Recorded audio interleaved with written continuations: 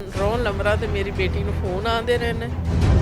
ਉਹ number change ਕਰਾਉਣ ਤੋਂ ਬਾਅਦ ਮੇਰੇ ਮੋਬਾਈਲ ਤੇ ਆਏ ਨੇ। ਉਸ ਤੋਂ ਬਾਅਦ ਤਸਵੀਰਾਂ ਵਾਇਰਲ ਹੋਈਆਂ ਨੇ ਜਿੰਦੇ ਚਿਹਰਾ ਮੇਰੀ ਬੇਟੀ ਦਾ ਲਗਾਇਆ ਗਿਆ, ਧੜ ਕਿਸੇ ਹੋਰ ਦਾ ਲਗਾ ਕੇ। कितने अरसे से आप साइबर क्राइम के चक्कर लगा रही हैं? 5 ਮਹੀਨੇ ਹੋ ਗਏ ਨੇ। किनके पास केस है आपका? ਕੇਸ ਮਾਰੀਆ ਕੋਲ ਜਿਹਨੂੰ ਚਿਹਰਾ ਵਿਖਾਇਆ ਗਿਆ ਨਾ ਵੀ ਇਸ ਔਰਤ ਨੂੰ ਨਾ ਇਹ ਰੁਕੀ ਨਾ ਮੁਕੱਦਮਿਆਂ ਤੋਂ ਬਾਜ਼ ਆਈ, ਇਹਨੂੰ ਤੂੰ ਸ਼ੂਟ ਕਰ ਦੇਵੀਂ। ਉਹ ਮੁਲਜ਼ਮ ਉਹ ਵੀ ਬਾਹਰ ਹੈ, ਸਾਜਦ ਵੀ ਬਾਹਰ, ਜਿਹਨੇ ਮੈਨੂੰ ਮਾਰਾ, ਜਿਹਨੇ ਮੇਰੇ ਕੱਪੜੇ फाड़े ने। अस्सलाम वालेकुम नाजरीन, मैं हूं एडी मलिक और मेरे साथ शमशाद बीबी मौजूद हैं। शमशाद बीबी की 27 साला बेटी जो कि 4 बच्चों की मां थी, उनके मोहल्लेदारों ने उसकी नाजेबा तस्वीर बनाकर सोशल मीडिया पर वायरल कर दी और फिर उसके बाद वो इंसाफ लेने के लिए मुतलका अफसरान और मुतलका पुलिस स्टेशन साइबर क्राइम के ऑफिस के चक्कर लगाने पर मजबूर हो गई। सारी कहानी नबीला की वालदा से जानते हैं, जो सारे इस केस को लेकर चल रही है और आज इस माँ को भी धमकियां दी जा रही हैं कि अगर आपने केस की पैरवाई करना ना छोड़ी तो हम आपको भी जान से मार देंगे। माँ जी, क्या हुआ था ये सारा मामला? किस तरह तस्वीरें वायरल की गई और किस तरह की तस्वीरें थी? बड़ी गंदियां तस्वीरां गई, घिलौनियां गंदियां तस्वीरां हैगियां ने, जिस वजह तो बच्ची ਨੂੰ ਇਹਨਾਂ ਇਤਨਾ ਕੋ ਪਰੇਸ਼ਾਨ ਉਹਨਾਂ ਤਸਵੀਰਾਂ ਨੇ ਕਰ ਦਿੱਤਾ। ਅਸੀਂ ਤਾਂ ਸੋਚਿਆ ਵੀ ਨਹੀਂ ਸੀ ਇਹ ਅਦਾਰਾ ਜਿਹੜਾ ਤਸਵੀਰਾਂ ਵਾਸਤੇ ਬਣਾਇਆ ਹੈ। ਜਿਸੇ ਸਾਨੂੰ ਪਤਾ ਚੱਲਾ ਵੀ ਇੱਥੇ ਤਸਵੀਰਾਂ ਦਾ ਬਣਾਵੇ ਕੋਈ ਤੇ ਇੱਥੇ ਕੁਝ ਇਨਸਾਫ ਮਿਲਦਾ ਹੈ, ਅਸੀਂ ਉਸ ਇਨਸਾਫ ਵਿੱਚ ਆਪਣੀ ਜਾਨ ਗਵਾ ਬੈਠੇ। अच्छा, मुझे ये बताएं कि तस्वीरें जो वायरल हुई थी वो किन्होंने वायरल की थी, कौन लोग थे और कब आपको पता चला कि आपकी बेटी की तस्वीरें जो है ना वो सोशल मीडिया पर वायरल हुई हैं? 4 ਮਾਹ ਪਹਿਲੇ ਦੀ ਗੱਲ ਹੈਗੀ ਮੇਰੀ ਬੇਟੀ ਦੀ ਨਾ। ਪਹਿਲੇ ਫੋਨਾਂ ਤੇ ਸਾਨੂੰ ਰੋਣ ਨੰਬਰਾਂ ਤੇ ਮੇਰੀ ਬੇਟੀ ਨੂੰ ਫੋਨ ਆਉਂਦੇ ਰਹੇ ਨੇ ਜਿੰਦੇ ਤੇ ਉਹਦੇ ਕੋਲੋਂ ਮੋਟਰਸਾਈਕਲ ਡਕੈਤੀ ਕੀਤੀ ਗਈ, ਉਹਦੇ ਮੇਰੇ ਦਿਮਾਗ ਕੋਲੋਂ ਉਸ ਦਾ ਵੀ ਉਹਨਾਂ ਨਾਂ ਲਿਆ ਵੀ ਅੱਜ ਤਾਂ ਇਹ ਡਕੈਤੀ ਕੀਤੀ ਹੈ, ਅਗਲਾ ਹੁਣ ਤੇਰੇ ਅਸੀਂ ਬੱਕਰੇ ਉਹ ਵੀ ਅਸੀਂ ਵੇਚ ਦਿੱਤੇ। ਫਿਰ ਬੱਚਿਆਂ ਦੀ ਧਮਕੀਆਂ ਆਈਆਂ, ਬੱਚੇ ਮੈਂ ਲਾਹੌਰ ਲੈ ਕੇ ਆਈ, ਫਿਰ ਅਸੀਂ ਨੰਬਰ ਉਹਦਾ ਚੇਂਜ ਕਰਵਾ ਦਿੱਤਾ। ਉਹ ਨੰਬਰ ਚੇਂਜ ਕਰਾਉਣ ਤੋਂ ਬਾਅਦ ਮੇਰੇ ਮੋਬਾਈਲ ਤੇ ਆਏ ਨੇ ਫੋਨ, ਜਿੰਦੇ ਮੇਰੇ ਕੋਲ ਅੱਜ ਵੀ ਰਿਕਾਰਡਿੰਗ ਮੌਜੂਦ ਹੈਗੀ। ਸਾਡੇ ਨਾਲ ਉਸ ਚੀਜ਼ ਦਾ ਕਿਸੇ ਜ਼ਿਕਰ, ਅਸੀਂ ਜਿੱਥੇ ਲੈ ਕੇ ਜਾਂਦੇ ਹਾਂ ਸਾਨੂੰ ਕੋਈ ਆਪਸ਼ਨ ਨਹੀਂ ਮਿਲ ਰਿਹਾ ਜੋ ਸਾਡੇ ਨਾਲ ਜ਼ਿਆਦਤੀ ਕੀ ਗੁਜ਼ਰਦੀ ਗਈ। ਉਸ ਤੋਂ ਬਾਅਦ ਤਸਵੀਰਾਂ ਮੇਰੀ ਬੇਟੀ ਦੀਆਂ ਵਾਇਰਲ ਹੋਈਆਂ ਨੇ। ਪਹਿਲੇ ਵਕੂਏ ਚੱਲਦੇ ਰਹੇ ਨੇ, ਉਹ ਅਸੀਂ ਹੈਂਡਲ ਕਰਦੀਆਂ ਰਹੀਆਂ। ਉਸ ਤੋਂ ਬਾਅਦ ਤਸਵੀਰਾਂ ਵਾਇਰਲ ਹੋਈਆਂ ਨੇ ਜਿੰਦੇ ਚਿਹਰਾ ਮੇਰੀ ਬੇਟੀ ਦਾ ਲਗਾਇਆ ਗਿਆ, ਧੜ ਕਿਸੇ ਹੋਰ ਦਾ ਲਗਾ ਕੇ ਤੇ कि वो तस्वीरें ओरिजिनल नहीं थी, वो एडिट तस्वीरें थी। ਐਡਿਟ ਤਸਵੀਰਾਂ ਨੇ ਚਿਹਰਾ ਹੁੰਦਾ ਹੈਗਾ। ਤੇ आपको जब ये तस्वीरें मिली तो आपने मुतलका जो पुलिस स्टेशन था वहाँ आपने रब्ता नहीं किया था? ਜੀ ਅਸੀਂ ਰਾਬਤਾ ਕੀਤਾ, ਉਹਨਾਂ ਨੇ ਸਾਨੂੰ ਇਸ ਤਰਫ ਟੋਰ ਦਿੱਤਾ ਸਾਈਬਰ ਕ੍ਰਾਈਮ ਵਿੱਚ ਅਸੀਂ ਚੱਕਰ ਲਗਾ ਕੇ ਥੱਕ ਗਏ ਹਾਂ। ਸਾਡੇ ਕੋਲ ਤਾਂ ਪੈਸੇ ਹੀ ਨਹੀਂ ਰਹਿ ਗਏ। ਉਸ ਤਰਫ ਕੋਈ ਕਨਵੇਸ ਐਸੀ ਜਾਂਦੀ ਨਹੀਂ ਜਿਹੜੇ ਅਸੀਂ ਰਕਸ਼ੇ ਸਪੈਸ਼ਲ ਤੇ ਜਾਣਾ ਹੁੰਦਾ। ਸਾਡੇ ਘਰ ਭਾਵੇਂ ਸਾਲਨ 9 ਹੋਵੇ। कितने अरसे से आप साइबर क्राइम के चक्कर लगा रही हैं? 5 ਮਹੀਨੇ ਹੋ ਗਏ ਨੇ। 5 क्या कहते हैं वो? कुछ भी नहीं ऐसे करन बस जी, कल हो जाएगी, परसों हो जाएगी, 2 ਨੂੰ ਹੋ ਜਾਏ, 4 ਨੂੰ ਹੋ ਜਾसी, कोई नहीं हुई। किसी किस्म ਦੀ ਵੀ ਸਾਡੇ ਨਾਲ ਕੋਈ ਇਨਸਾਫ ਨਹੀਂ ਮਿਲਾ। माँ जी, आपकी बेटी जिसकी तस्वीरें वायरल हुई वो किस तरह उसने खुदकशी की या उसको मजबूर किया गया था खुदकशी करने पर? ਉਹਨੂੰ ਮਜਬੂਰ ਇਸ ਤਰੀਕੇ ਕੀਤਾ ਗਿਆ ਵੀ ਇਹਨਾਂ ਦਿਨਾਂ ਤਰੀਕਾਂ ਇਸ ਨੋਟਿਸ ਜਾਂਦੇ ਰਹੇ ਨਾ, ਨੋਟਿਸ ਜਾਂਦੇ ਸਨ ਤਾਂ ਉਹ ਕਦੇ ਆਉਂਦੇ ਹੀ ਨਹੀਂ ਸਨ।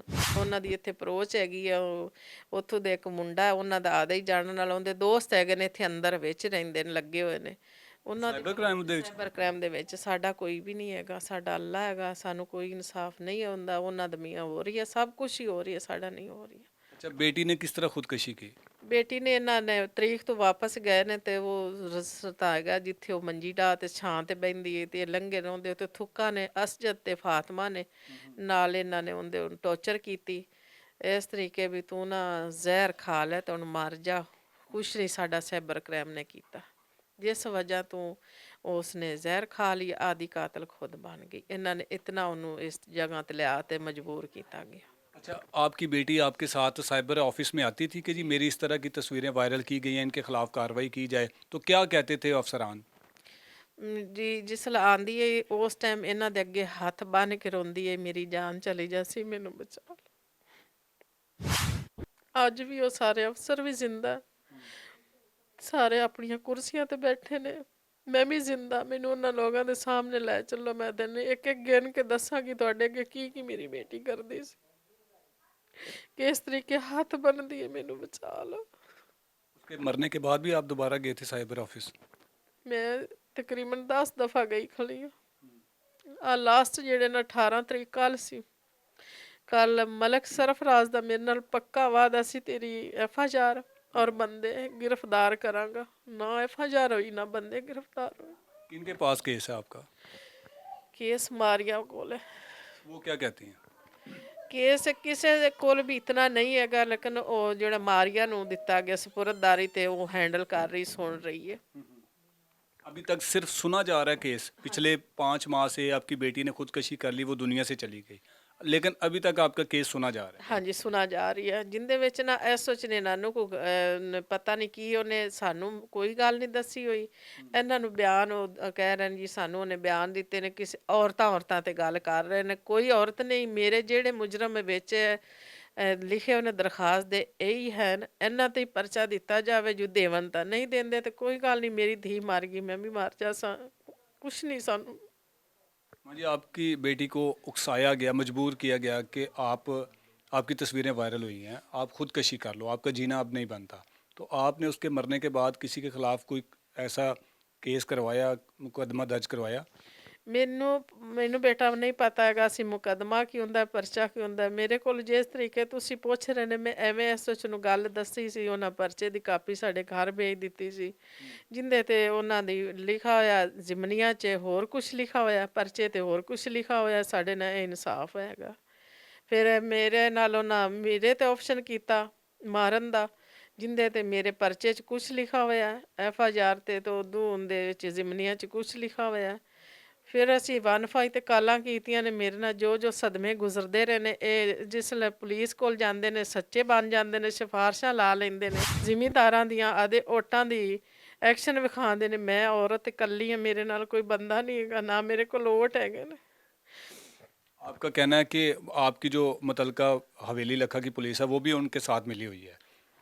ਜ਼ਹਿਰੇ ਜਿਸਲੇ ਉਹਨਾਂ ਦੇ ਉੱਥੇ ਦਾ ਜ਼ਿਮੀ ਹੈਗੇ ਨੇ, ਸਿਆਸੀ ਬੇਸ ਹੈਗੀ ਹੈ, ਤੇ ਮੇਰੇ ਕੋਲ ਤਾਂ ਸਿਆਸੀ ਬੇਸ ਨਹੀਂ, ਨਾ ਮੇਰੀ ਬੇਟੀ ਦਾ ਪਿੰਡ ਹੈਗਾ, ਮੇਰਾ ਪਿੰਡ ਵੀ ਨਹੀਂ ਹੈਗਾ। ਮੈਂ ਕੀ ਕਰ ਸਕਨੀ, ਮੇਰੀ ਕੋਈ ਸੁਣਵਾਈ ਨਹੀਂ ਹੋ ਰਹੀ।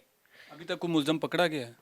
ਮੇਰੇ ਮੁਜਰਮ ਬਾਹਰ ਹੀ ਹੈਗੇ ਨੇ, ਜਿੰਦੇ ਵਿੱਚ ਨਾ ਜਿਹਨੂੰ ਚਿਹਰਾ ਵਿਖਾਇਆ ਗਿਆ ਨਾ ਵੀ ਇਸ ਔਰਤ ਨੂੰ ਨਾ ਇਹ ਰੁਕੀ ਨਾ ਮੁਕੱਦਮਿਆਂ ਤੋਂ ਬਾਜ਼ ਆਈ, ਇਹਨੂੰ ਤੂੰ ਸ਼ੂਟ ਕਰ ਦੇਵੀਂ, ਉਹ ਮੁਲਜ਼ਮ ਉਹ ਵੀ ਬਾਹਰ ਹੈ। ਸਾਜਦ ਵੀ ਬਾਹਰ, ਜਿਹਨੇ ਮੈਨੂੰ ਮਾਰਾ ਹੈ, ਜਿਹਨੇ ਮੇਰੇ ਕੱਪੜੇ ਫਾੜੇ ਨੇ, ਇੱਕ ਜ਼ਮਾਨਤ ਤੇ ਹੈ, ਦੂਸਰੇ ਅਜੇ ਬਾਹਰ ਹੈਗੇ ਨੇ। ਕੋਈ ਨਹੀਂ गिरफ्तार ਕੀਤੇ ਗਏ, ਨਾ ਉਹਨਾਂ ਦੀ ਤਫਤੀਸ਼ ਕੀਤੀ ਗਈ, ਨਾ ਉਹਨਾਂ ਨੂੰ ਫੜਾ ਗਿਆ।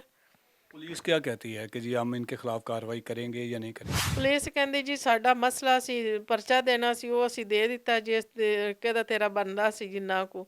ਬਾਕੀ ਉਹ ਨਾ ਜ਼ਮਾਨਤ ਲੈ, ਉਹ ਸਾਡੇ ਵਾਸਤੇ 'ਚ ਨਹੀਂ ਹੈਗੀ। 2 ਬਾਹਰ ਹੀ ਹੈਗੇ ਨੇ, ਉਹ ਵਾਸਤੇ 'ਚ ਨਹੀਂ ਹੈਗੇ। ਉਹ ਕਿਉਂ ਨਹੀਂ ਫੜਦੇ? ਉਹ ਨਹੀਂ ਫੜਦੇ, ਉਹ ਬਾਹਰ ਹੈਗੇ ਨੇ। ਮੈਂ ਨਾ ਜਾ ਸਕਨੀ ਹਾਂ ਕਿਸੇ ਪਾਸੇ, ਨਾ ਆ ਸਕਨੀ ਹਾਂ, ਮੈਂ ਛੁਪੀ ਹੋਈ ਹਾਂ। ਲਿਹਾਜ਼ਾ ਮੇਰੀ ਸਾਹਿਬ ਅੱਗੇ ਅਪੀਲ ਹੈ, ਮੈਨੂੰ ਮੇਰੀ ਜ਼ਿੰਦਾ ਅੱਜ ਜਾਨ ਹੈ, ਕੱਲ੍ਹ ਸ਼ਾਇਦ ਨਾ ਹੋਵੇ। ਮੇਰੇ आपको भी डर है कि वो लोग आपको भी ना मार दें? ਮੈਨੂੰ ਬਹੁਤ ਡਰ ਹੈ। ਡਰਾ ਹੋਇਆ ਬੰਦਾ ਆਪਣੇ ਘਰ ਜਾਂਦਾ ਹੈ। ਮੇਰਾ ਘਰ ਵੀ ਮਹਿਫੂਜ਼ ਨਹੀਂ ਹੈਗਾ, ਮੇਰੇ ਬੱਚੇ ਮਹਿਫੂਜ਼ ਨਹੀਂ ਹੈਗੇ। हाँ जी, आपकी बेटी के जो बच्चे हैं वो कहाँ पे हैं? ਬੱਚੇ ਦਰ ਬਦਲ ਰੁਲ ਰਹੇ ਨੇ।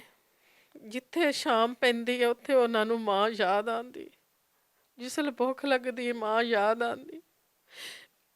ਮੈਂ ਬੇਟੀ ਦੇ ਬੱਚੇ ਵੇਖ ਵੇਖ ਤੇ ਤੜਫ ਰਹੀ ਹਾਂ, ਨਾ ਮਰ ਸਕਨੀ ਹਾਂ, ਨਾ ਜੀ ਸਕਨੀ ਹਾਂ, ਨਾ ਉਹਨਾਂ ਦਾ ਘਰ ਨੇ ਰਹੀ ਹੈ, ਨਾ ਬਾਹਰ ਰਹੀ ਹੈ। ਇੱਕ ਬੱਚਾ ਜਨਾਹ ਦੀ ਕੰਟੀਨ ਤੇ ਕੰਮ ਇਸ ਟਾਈਮ ਕਰ ਰਹੀ ਹੈ, ਪਲੇਟਾਂ ਧੋ ਰਹੀ ਹੈ ਤੇ ਆਪਣੀ ਰੋਜ਼ੀ ਕਮਾ ਦੇ।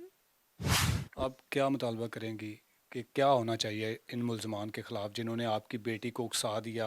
उनकी पहले तस्वीरें वायरल की गई, फिर उसके बाद उसने ये मजबूर होकर अपनी ज़िंदगी का ख़ात्मा कर लिया, लेकिन आज भी वो आज़ाद घूम रहे हैं।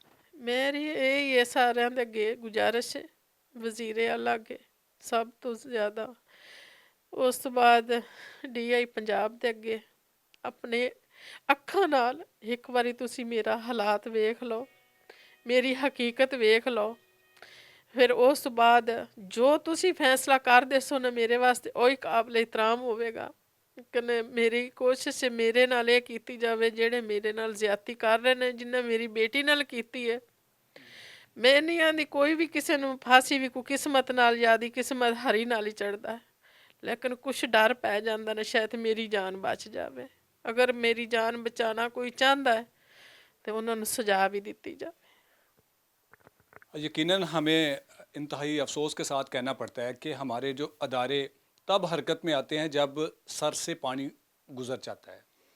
ये माँ उस बेटी को जो कि अब इस दुनिया में नहीं है, उसको साथ लेकर साइबर ऑफिस के तकरीबन 5 माह से चक्कर लगाती रही, लेकिन तमाम के तमाम अफसरान ने इनका मजाक उड़ाया। इनको कहते रहे कि आपकी तस्वीरें वायरल हो गई हैं तो क्या हो गया, लेकिन वो लड़की, वो ख़ातून जिसको बरहा तस्वीरें जिसकी वायरल की गई, वो अब इस दुनिया में नहीं है। उसके बच्चे बेजारो मर हैं, अल्लाह के आसरे पर हैं, कोई बच्चा कहाँ पर है और कोई कहाँ पर है।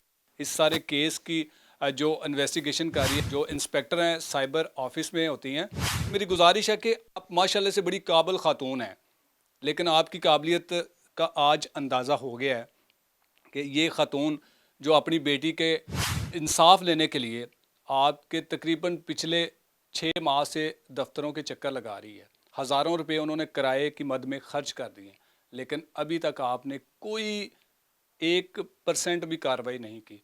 अगर आपने कार्रवाई की होती, वो मुल्ज़मान सलाखों के पीछे होते, इनकी बेटी को इंसाफ मिला होता और वो आज अपने बच्चों के दरमियान होती, लेकिन नहीं, आपको कोई फ़र्क नहीं पड़ता, क्योंकि आपको तो तनख्वाह से गर्ज होती है, किसी के जज्बात से, किसी के बच्चों से, किसी की बेटी से आपको कोई लेना देना नहीं होती।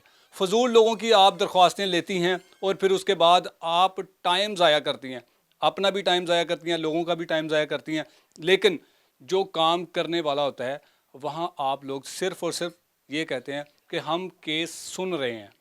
केस सुनते सुनते सुनते लोग कब्रों में चले जाते हैं, लेकिन आपकी कार्रवाई वहीं की वहीं होती है। मैं उम्मीद करता हूं कि आप शायद नबीला को इंसाफ दिलाएं या ना दिलाएं, लेकिन हम ज़रूर नबीला की आवाज़ बनेंगे, हम ज़रूर इस माँ का सहारा बनेंगे और इनकी आवाज़ ज़रूर आपको वहाँ तक पहुँचाएंगे जहाँ से आप लोगों को एहसास होगा कि ये हमसे गफलत हुई है। आपने भी मरकर जाना है, कभी ऐसा ना हो कि आपके साथ भी इस तरह का कोई वाक़या पेश आ जाए, फिर आप भी इस तरह अपनी कहानी लोगों को सुनाएं। मुझे उम्मीद है कि ज़रूर इनको इंसाफ मिलेगा और इनके मुल्ज़मान के ख़िलाफ़ कार्रवाई भी होगी। इसी के साथ इजाज़त चाहूँगा। अल्लाह निगहबान।